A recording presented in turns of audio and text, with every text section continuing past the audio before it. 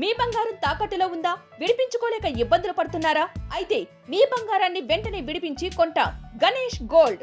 మీరు సంప్రదించాల్సిన ఫోన్ నంబర్లు 9160-266-916, 8712619507.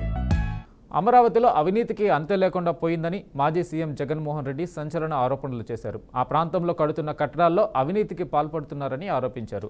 YCP legal cell ప్రతినిధులతో సమావేశమైన జగన్ చంద్రబాబు ప్రభుత్వంపై తీవ్ర స్థాయిలో మండిపడ్డారు. లిక్కర్ కేసుపై కీలక వ్యాఖ్యలు చేశారు. అక్రమంగా కేసులు ఎదుర్కొంటున్న పార్టీ నేతలను వైసీపీ లీగల్ సెల్ న్యాయ సహాయం చేస్తుందని తెలిపారు. రాష్ట్రంలో ఏ మూలను కూడా న్యాయం అనేది కనిపించడం లేదని విమర్శించారు. 1.5 సంవత్సరం అయిపోయింది. కళ్ళు మూసుకొని కళ్ళు తెరిచేసరికి ఆ మిగతా 3 ఏళ్ళు కూడా అయిపోతాయి. ఆ 3 ఏళ్ళు అయిపోయిన తర్వాత వచ్చేది మాత్రం ఈసారి ఖచ్చితంగా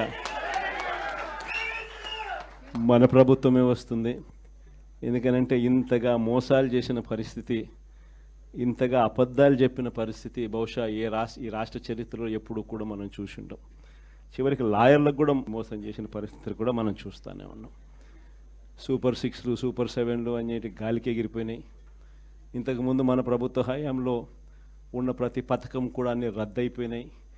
వీళ్ళు చెప్పిన హామీలన్నీ కూడా మోసంగా మిగిలిపోయిన పరిస్థితుల మధ్య ఒకవైపున అన్ని అబద్ధాలు మోసాలుగా కనిపిస్తూ ఉన్న పరిస్థితులు ఒకవైపున ఉంటే, మరోవైపున వ్యవస్థలన్నీ కూడా పూర్తిగా దిగజారిపోయిన పరిస్థితులు కనిపిస్తూ ఉన్నాయి. ఎవరి వల్ల అన్యాయం జరిగింది? ఆ అధికారి హోదా ఏమిటి? నీకు జరిగిన అన్యాయం ఏమిటి? ఆటోమేటిక్లీ మన డిజిటల్ లైబ్రరీలోకి వచ్చేస్తుంది. ఇక్కడ వచ్చిన తర్వాత రేపొద్దున మనం అధికారంలోకి వచ్చిన తర్వాత వీళ్ళందరి మీద రేపొద్దున జగన్ 2లో ఎవడెవడైతే అన్యాయం చేసినాడు, ఎవడెవడైతే అధికారి తన అధికారాన్ని దుర్వినియోగం చేశాడు, ఎవడెవడైతే అన్యాయంగా మనుషులను చిత్రహింసలు పెట్టారు, వాళ్ళందరినీ కూడా రేపొద్దున చట్టం మీద నిలబడతాం.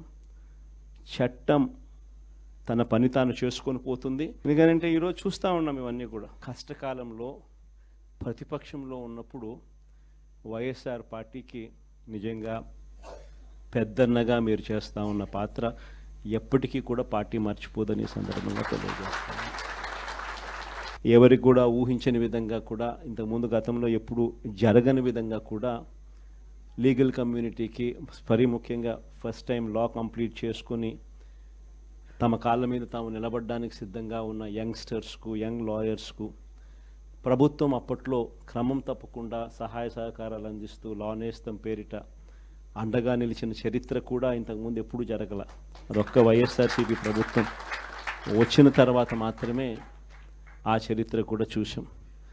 అలాంటి పరిస్థితుల నుంచి నిజంగా అట్టడుగు వర్గాలకు తోడుగా ఉండాలని చెప్పి కార్యక్రమంలో భాగంగా ఏకంగా జీపీలు, ఏజీపీల నియామకంలో కూడా ఏకంగా 52% రిజర్వేషన్లు ఇచ్చి అట్టడుగు వర్గాలకు కూడా మంచి చేయాలి అని చెప్పి ఆలోచన చేసిన పరిస్థితులు కూడా గతంలో ఎప్పుడు చూడాల.